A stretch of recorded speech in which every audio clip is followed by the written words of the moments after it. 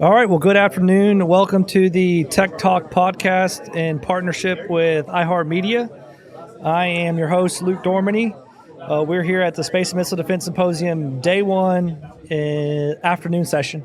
And I am lucky to be sitting in the presence of Mr. Bob English, the SMD Symposium Media Chair.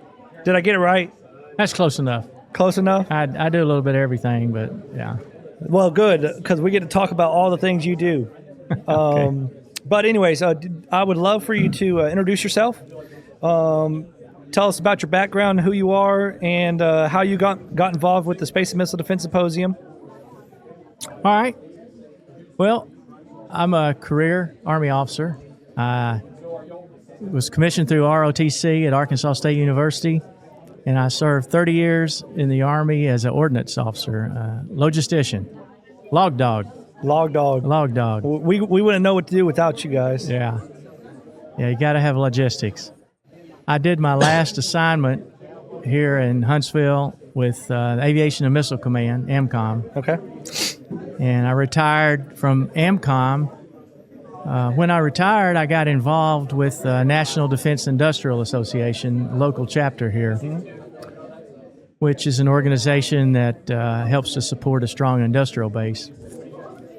And through NDIA is where I really got involved in with events. The NDIA chapter, along with two other local chapters, are the sponsoring organizations, if you will, for the SMD Symposium. Mm-hmm. And the symposium is put on by an all-volunteer committee, which is kind of unusual for an event this big. And most of the volunteers are members in one or more of those chapters. So that's kind of how I got involved when I joined the chapter, and then I volunteered to help out with the symposium. And yeah, I'm not sure I don't really remember what I did the first couple of years. I just helped out wherever I could. And about 10 or 12 years, or maybe longer now, I got asked to help out with the publicity and media relations committee. I think you got voluntold. There was several ladies on the committee, so yeah, I think I got voluntold. And I told them, I said, well, that's not my background. I don't know anything about that. I said, but I'll just be your go boy, and you tell me what to do, and I'll help you out. So I did that for a year, and then they all left. Oh, wow. And so I've been doing it for the last 10 or 12 years by myself. So a little bit about, I think our viewers that haven't attended the Space and Missile Defense Symposium, could you give us a little history of how long this has been going on and how it's grown over the years and how the government has really embraced it? Yeah. Well, this is our 29th year. In fact, we're already starting to talk about next year, the 30th anniversary. We're definitely looking at what we can do to celebrate in a big way. We kind of skipped over the 25th anniversary because of COVID. Yep. But this thing started 29 years ago, and it was really kind of a technical meeting. Some folks in some of the tech companies in town wanted to kind of get together, and it was probably not more than 100 people at most. Oh, wow. Initially. It was just a bunch of engineers and getting together, talking. And it just started to grow. They said, well, what if we get some people, some companies in to kind of exhibit, talk about what they're doing, and then it started bringing some outside speakers in, and it just started to grow. Yep. Of course, during COVID, it kind of took a hit. We had an all virtual conference in 2020. We went back here in 2021, but it was kind of low key. Yeah. And then it started to pick back up in 2022. And I don't know what happened in 2023. 2023, 24, and 25, we've just been on a steady upswing. We've had set a record attendance every year, and I expect we'll. Yeah, I was about to say, you're talking about attendance, right? I think I've been coming for the last 6 or 7 years. And I think just from foot traffic that this is probably the most that I've seen. this year. Yeah, I don't think there's a doubt we'll beat last year's attendance. It's just by how much. But So how important? Go ahead. Well, I was going to. It's not only the government that it's embraced this, but the whole community. Yeah. The whole community. And initially, it was primarily the Space and Missile Defense Command. But as we got more organizations coming to Redstone Arsenal, like Missile Defense Agency and Spacecom is coming, and we've had others move in. They've all embraced this opportunity because it brings so many people together, and the community has just embraced it too. All the defense companies here in the research park have really come together as sponsors and exhibitors, and it's grown into a great forum where we can bring government, industry, and academia all together in one place. Yeah, and I think what these conferences do, and also specifically the SMD, is as the government, we've gone through a lot of change, and for the longest time, and I think you could speak more to this than I can, is for the longest time we had government was here and the industry was here, and now it is more being looked at as let's commingle, and let's have the hard conversations. Let's get in the room and figure it out. Let us talk to you about our requirements, and let the industry come back. Can you talk a little bit about how important that is to the industry, as well as for the government, to be able to get over some of these hurdles of not enough communication? Oh, it's critical if you want to solve the hard problems we got, and our problems aren't getting easier with technology and AI. The problems just get harder and harder. But government, the military, has needed industries since World War II and even before. But, without industry in World War II, things might have been different, and it hadn't changed. What's changed, like you mentioned, is the way they work together and talk together. And it's so critical, to have those open channels and to be able to talk with each other, to understand what the government needs and wants. And the government benefits because by coming here and talking to companies and seeing technology on display, they get a better sense of what's available. Yeah. What's available for them. Yeah. What is the over the years that you've been helping arrange this event and planning it, how I think you mentioned it earlier, is the importance of the volunteers. We can't thank you enough. I mean, unpaid volunteers, that's a lot of work. There's a lot of work that goes into this.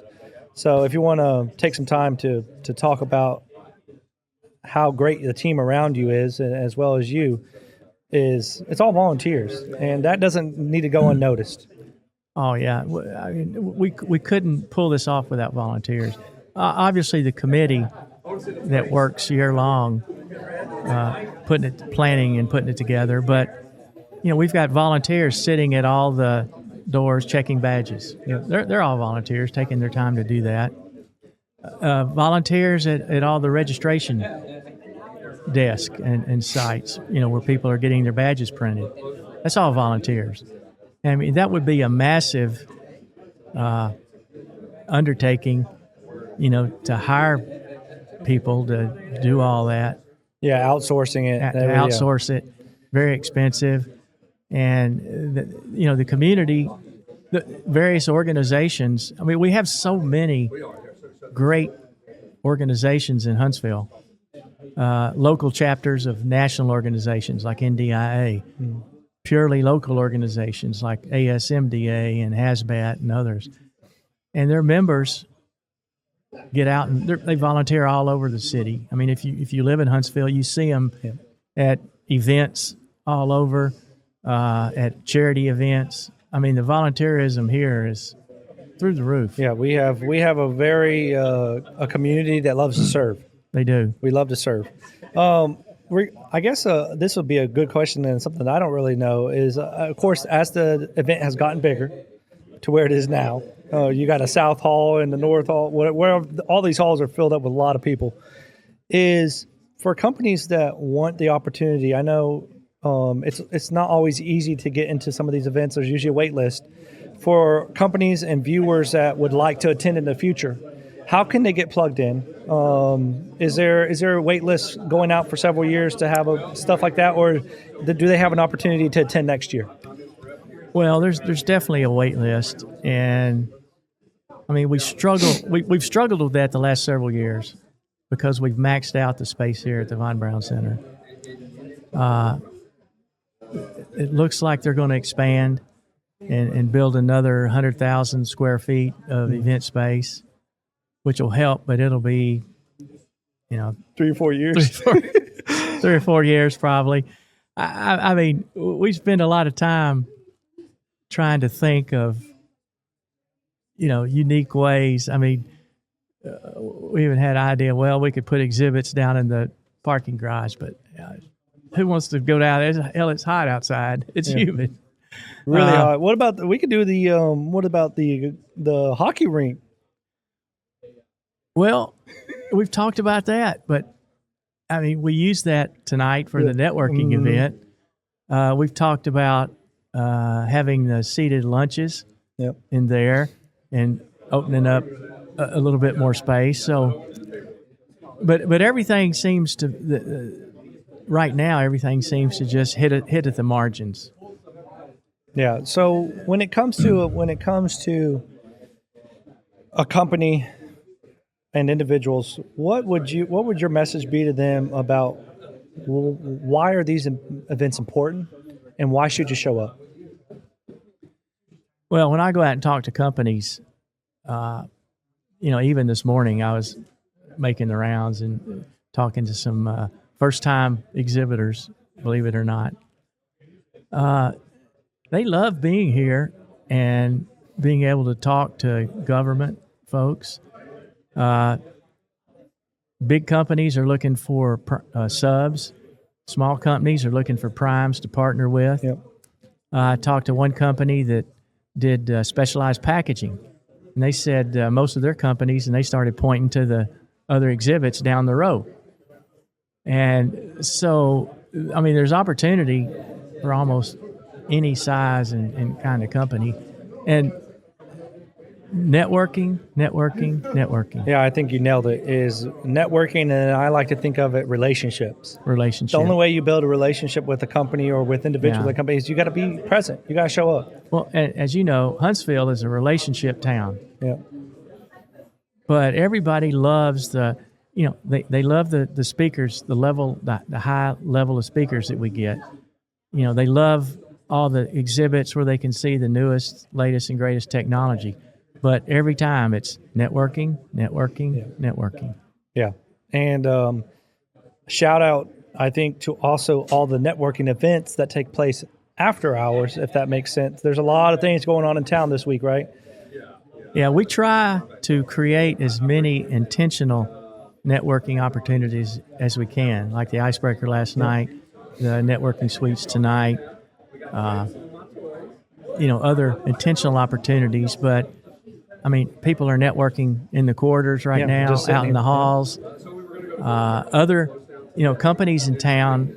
I mean, tonight we have the Symposium networking event, but there's companies that are renting a room at the Embassy Suites, having a hospitality suite, networking, and other places in town. So there's networking everywhere.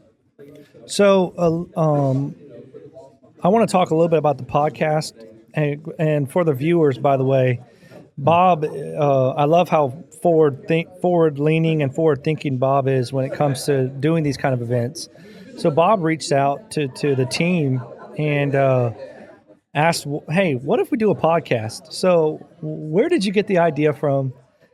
And what is it, when you walked in yesterday or this morning and you saw it, this is the first time we've done one here. How do you like it? Do you think it's a great idea? Is it going as planned? No, this is the first time ever. I think it's going great. Seems to be, really going great. I think we ought to do it every year. No, I agree. When I first started talking, with iHeart folks, And of course, they have a large network of radio stations. And I don't know if you remember, 6 years or so ago, Fred Holland from WTAK, a local radio station, business oriented, and he had a morning talk show, and then a lady had an afternoon talk show. Yep. And I talked with him about some things we could do in kind of a media trade. And he set up down in the South Hall lobby and did his broadcast in the morning live, and we would drag people out of South Hall, said, hey, you want to go talk on the radio? And, but 90% of the people, no microphone. But that worked out really well, and the same in the afternoon. So I kind of had that in the back of my mind. I wasn't thinking podcast initially. I think they actually brought up podcast. Yeah. And I said, yeah. I mean, people love podcasts. Yeah. I listen to podcasts. Everybody listens to podcasts. That's what's mostly being listened to now. And hey, I was thinking, we'll do a couple hours on Tuesday morning or something, kind of like we did with Fred. Yeah. And you said, we'll set up and we'll do it all 3 days. Yep. We'll run with it. I mean, and I said, well, okay. Well, we and I think we share the same sentiment. It's a Tech Talk podcast, but it's associated with Tech Masters, and if we're going to do something, we're going to do it good, and we're gonna do it to where we meet expectation, or even more than just meet the expectation. So we envision a long-term partnership. We would love to do this. We are grateful for you bringing it up to iHeartMedia and iHeart reaching out to us. We feel honored. We also think it's just a great way. We love to get teams to sit down and have conversations, because we need a lot more of this between companies, between government, etc. But what do I need? Oh, okay. But so super grateful. Thank you for all the stuff that you've done to make this possible. And I'll let you have some final thoughts if you have some for the listeners. Well, I just want to thank y'all for being so open to and jumping in and saying, let's just do it all out. Yep. I think it's a great add to the symposium. I'm always looking for something new to do. Yeah. I mean, sometimes it's hard, especially when you're space constrained. We've got the three things, the talks, the exhibits, the networking. They work great. So it's hard sometimes to think of something new that we can work in. And this happened to be one of those that it just, all the pieces fell into place. Yeah, it did. And I hope that, the attendees, enjoy it. I think so. I think it's going to be, we've had some great conversations. And it'll be something that they'll be able to listen to the conversations for months after the symposium. Exactly.